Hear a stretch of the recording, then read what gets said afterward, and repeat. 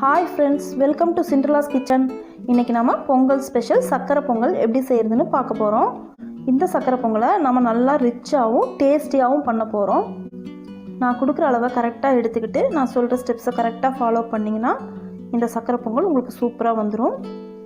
இது வரைக்கும் நீங்கள் சிண்ட்ரலாஸ் கிச்சனுக்கு சப்ஸ்கிரைப் பண்ணாமல் இருந்தீங்கன்னா சப்ஸ்கிரைப் பண்ணிக்கிங்க.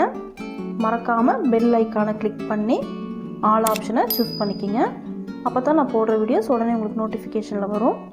வாங்க ஃப்ரெண்ட்ஸ், வீடியோவுக்குள்ளே போகலாம். சக்கரை பொங்கல் பண்ணுறதுக்கு குக்கரில் மெஷரிங் கப்பில் 1 கப் பச்சரிசி போட்டுக்கலாம். இது 200 கிராம்.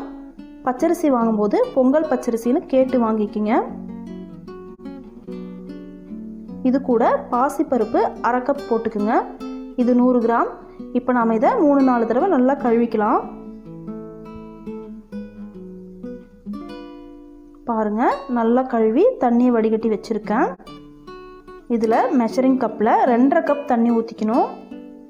இது 500 ml.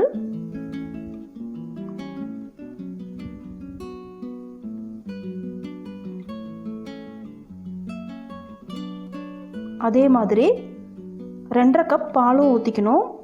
இதுவும் 500 ml. இந்த பால் தான் நம்ம பொங்கலோட டேஸ்ட்டை அதிகப்படுத்த போகுது.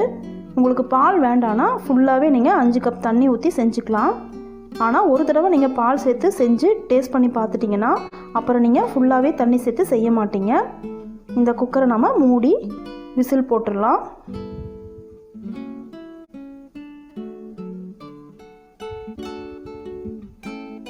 இதை மீடியம் ஃப்ளேமில் வச்சு 3 விசில் விட்டுக்குங்க. அதே டைமில் நம்ம பொங்கலுக்கு தேவையான மற்ற ஐட்டத்தையும் ரெடி பண்ணிடலாம். ஒரு பாத்திரத்தில் 2 கப் வெல்லம் போட்டுக்குங்க. இது 400 கிராம். வெல்லம் வாங்கும்போது பாகு வெல்லம்னு கேட்டு வாங்கிக்கிங்க. அதுதான் பொங்கலுக்கு கலர் கொடுக்கும், டேஸ்ட்டாகவும் இருக்கும். இதில் மெஷரிங் கப்பில் 1 கப் தண்ணி ஊற்றிக்கலாம். இது 200 ml.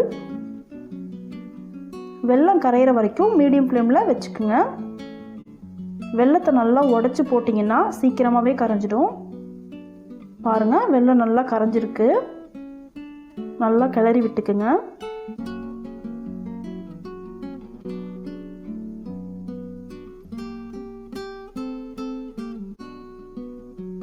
கட்டி இல்லாமல் நல்லா கரைஞ்சிருச்சு.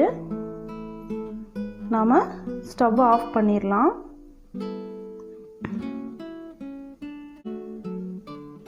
நான் 20 முழு முந்திரி பருப்பு எடுத்திருக்கேன். இது 25 கிராம். இதை நாம் 2ஆக உடச்சிக்கலாம். பாருங்கள், உடச்சாச்சு. நீங்கள் சின்ன சின்னதாக கூட உடச்சிக்கலாம். ஸ்டவ்வை லோ ஃப்ளேமில் வச்சு தாளிப்பு கரண்டியில் 1 டேபிள் ஸ்பூன் நெய் போட்டுக்குங்க.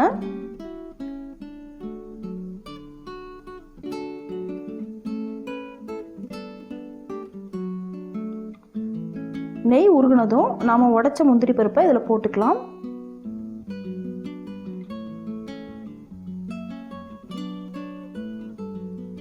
முப்பது செகண்ட் ஃப்ரை பண்ணிக்கோங்க.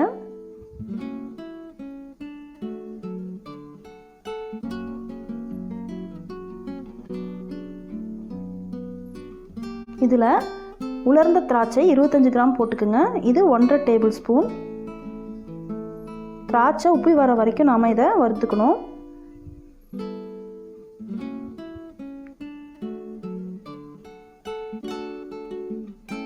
பாருங்கள், திராட்சை குண்டு குண்டாக ஆயிடுச்சு. ஸ்டவ்வை ஆஃப் பண்ணிவிட்டு இதை நாம் எடுத்து வச்சிடலாம். இதே டைமில் உங்களுக்கு குக்கரில் 3 விசில் வந்துருச்சுன்னா ஸ்டவ்வை ஆஃப் பண்ணிடுங்க.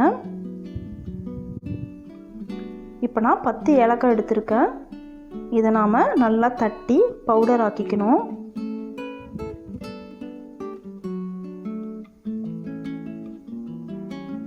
பாருங்கள், தட்டியாச்சு.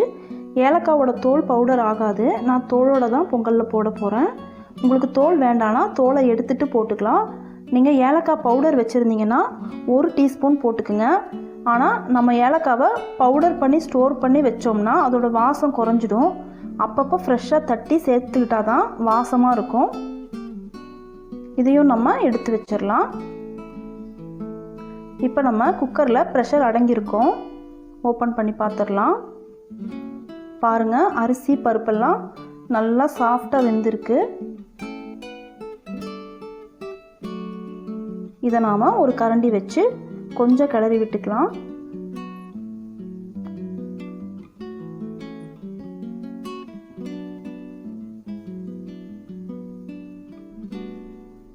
ஒரு ஃபில்டர் வச்சு நாம் கரைச்சி வச்ச வெல்லத்தை ஊற்றிக்கலாம்.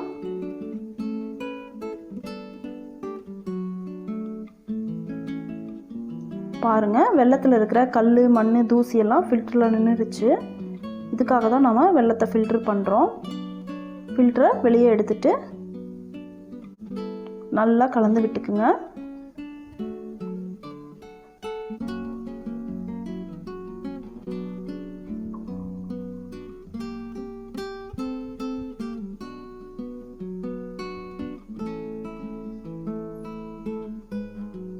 பாருங்கள், நல்லா கலந்தாச்சு. இப்போ இதில் நம்ம ஃப்ரை பண்ணி வச்ச முந்திரி, திராட்சையெல்லாம் போட்டுக்கலாம். ஏலக்காவையும் போட்டுக்குங்க. மறுபடியும் கொஞ்சம் கலந்து விட்டுக்குங்க.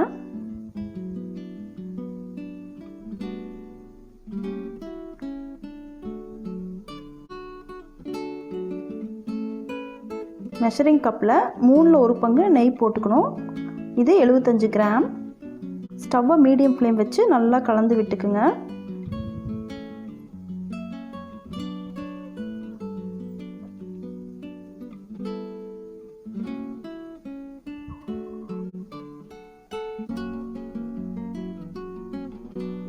நாலுலேருந்து 5 நிமிஷத்தில் இது மாதிரி கொதி வரும்.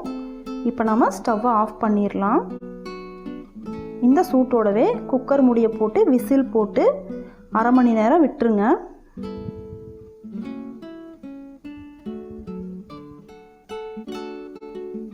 அரை மணி நேரம் ஆயிடுச்சு. ஓப்பன் பண்ணி பார்க்கலாம்.